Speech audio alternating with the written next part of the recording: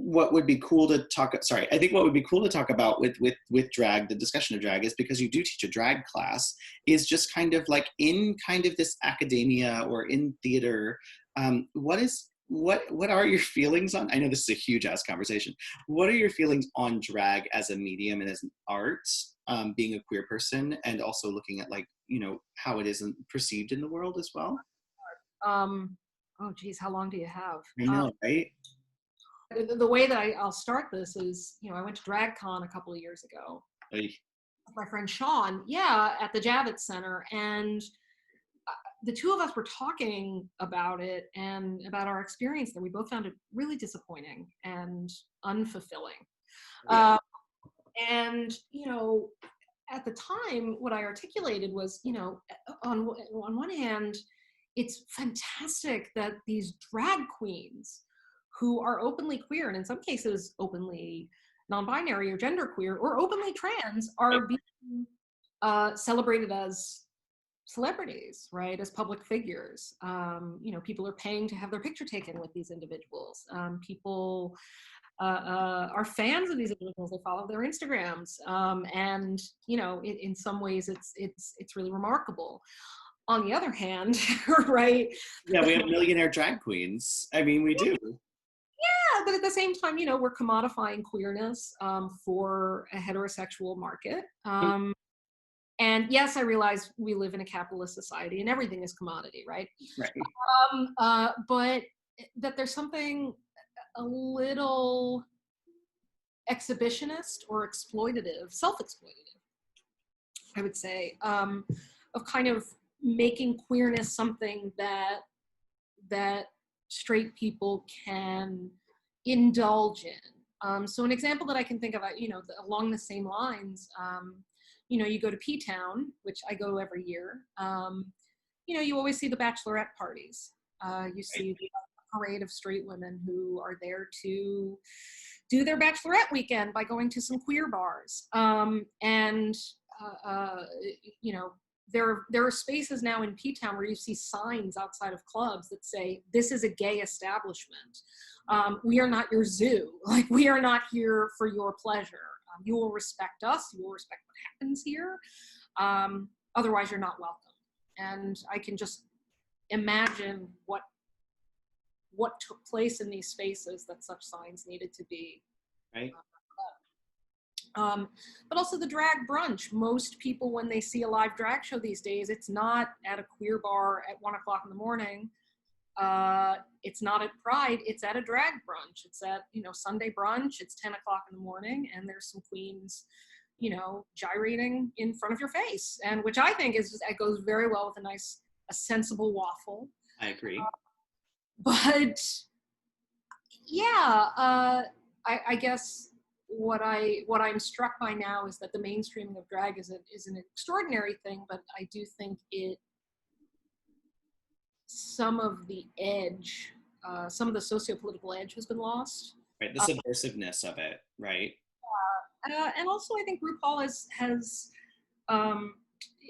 through the show has really defined drag as one thing. And if that's what I most often experience is students who come into the class and all they've seen is RuPaul's Drag Race.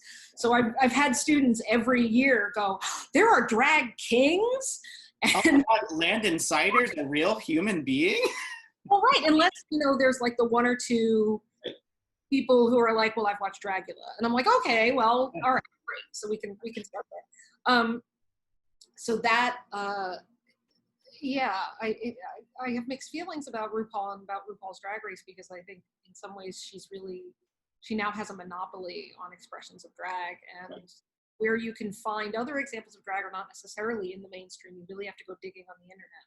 One thing I will say is, in teaching the class on drag, what I'm aware of is that the word drag and what we think of when we consider drag, there's almost always, well, actually, for most of the 20th century and then the 21st century, drag was associated with queer nightlife and queer identity.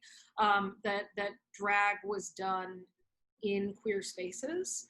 That drag was an expression of one's gender abnormality or one's gender non-normativity, I would say. You know, there were writers in the 70s and 80s who were writing about the so-called drag phase of gay identity, called that at the time. So, you know, those two were inextricably linked. That to do drag or to be a drag performer in theater or in popular entertainment or just walking down the street was an inherently queer act, right? And we see examples of how in the early 20th century there were performers, especially in popular entertainment, whose whole shtick was dressing, you know, was dressing as the opposite gender, and suddenly those people became suspicious, right? And when in the 20th century we suddenly have this awareness of this gay identity, and the association of that gay identity, and we can thank sexology for this, was connected to non-normative gender presentation. You know, the word transsexual at that time, or androgynous, that and the word homosexual or invert, those were connected very closely.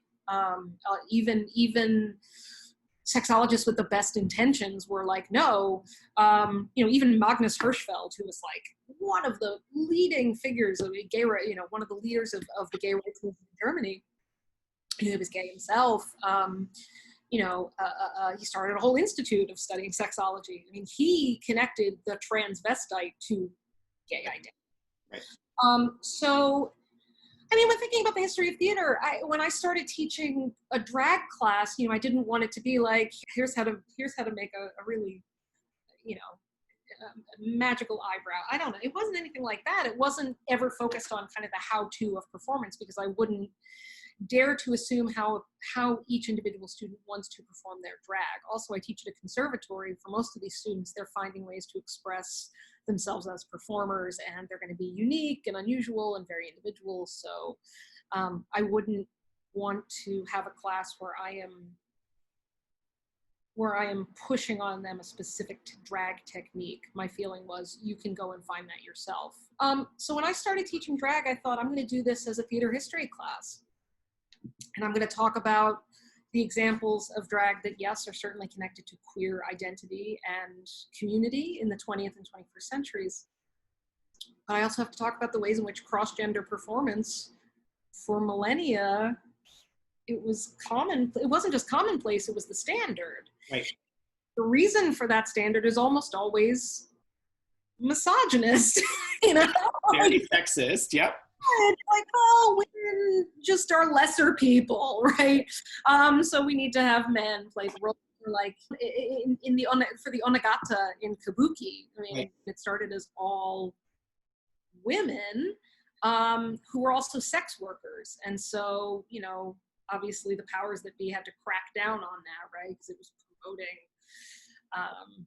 sex work, and it was promoting, you know, loose morals. So they turned kabuki into a performance genre that was done only by young boys, right, who were also sex workers. So then that got really right, and the kabuki got pretty you know, intense. And so then it was decreed that kabuki would be performed only by adult men. Right. And so, you know, we talk about things like that. You know, we delve into Elizabethan Jacobean theater and what those companies looked like and what a boy player or a boy actress would be like, and the attributions that we've made, you know, hundreds of years later about these figures, you know, assumptions we've made about them, and how we in some cases automatically queer cross-gender performance or performers. Right. And in a lot of ways that's a response to histories and to educational models that were like, no, there was nothing gay going on here. It was very respectable. You know, people were dressed as, you know, these women were dressed as men, but there was nothing gay going on in the least. So I think in the interest of reclamative narratives, right, and reclaiming these figures as queer figures, I think a little too often we see these cross-dressed figures and we're like, they're all queer. Yeah, we want it. We want it so bad. Yeah, well, we do, right? Like, Sarah Waters' Tipping the Velvet is such a wonderful example of that. The book, which I love, I adore that book, because it combines things that I love. It combines queer people and theater history. Right. And it's just a sensible period dress from the 1890s, which is like, oh, it's amazing. Mm-hmm. Possibilities are endless. Yeah, I mean, she took these male impersonators from the English Music Hall and said, I'm a lesbian historian and a lesbian writer, and I want to create a queer history here. I want to kind of unearth the queer history that may or may not have been there. Right. For my own, not just my own pleasure, but for like everybody's pleasure. I mean, thank you so much for doing this. I think, we're kind of close to 2:30, but I did want to ask one final question. It's something I want to ask everyone, is kind of like, and it's maybe a deep one, but what's the best piece of advice that you were given, or something that resonated with you as far as your career or, life? There've been a lot. Yeah. God, I'm trying to think of something that's going to be appropriate. From Brooklyn, so sometimes the advice that my father gives me is stuff that I wouldn't necessarily want to say in a public forum, because it's like right, very Brooklyn. I guess one thing, a moment that resonates with me, I was told it's about the work, and that was, just to put it a little bit in context, when I was in graduate school, my mother was diagnosed with breast cancer. And she had to undergo chemotherapy, lumpectomy, radiation, and I was terrified. And because my grandmother, Helen, who I'm named after, died of cancer at the age of 44. So this was always something that I think my mother was terrified of. I think she was always scared of this happening, and then it was happening. And I was so scared, and I felt like the rug had been pulled out for me. And I said to my mom, do you want me to take time off? And she was like, absolutely not. Stay in school, stay in grad school. And I was working on a production of The Seagull with my professor, Lawrence Senelick, who became my dissertation advisor. And he knew, like, he wasn't somebody who was very emotive or very expressive, but he said he had gone through quite a bit of tragedy in his life as well. And not that what I was going through was tragedy, I don't want to put it that way, but he had gone through some difficult circumstances. And I came into rehearsal and he knew, like I had told him over email, and I was a mess. And he said to me, it's about the work. He said, that's the wonderful thing about the theater. He's like, it's a form of escape. You can escape into the work that you're doing and put yourself into that and put your heart into that.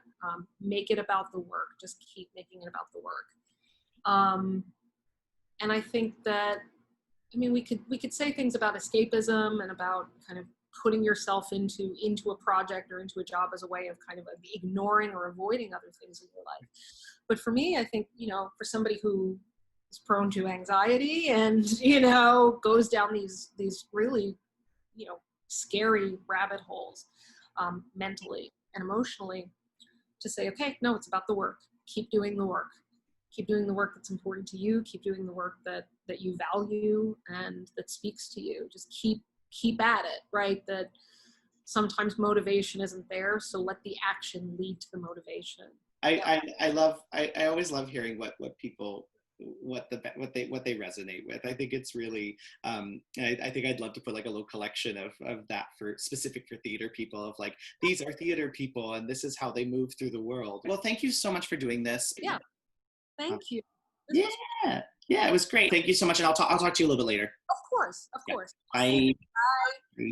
Thank you for tuning in this week. I hope you enjoyed listening to this conversation as much as I enjoyed having it. Like and subscribe to this channel for more of this kind of content. I'll also be uploading renderings as per usual. Comment down below, send Helen some love, and happy Pride, everyone.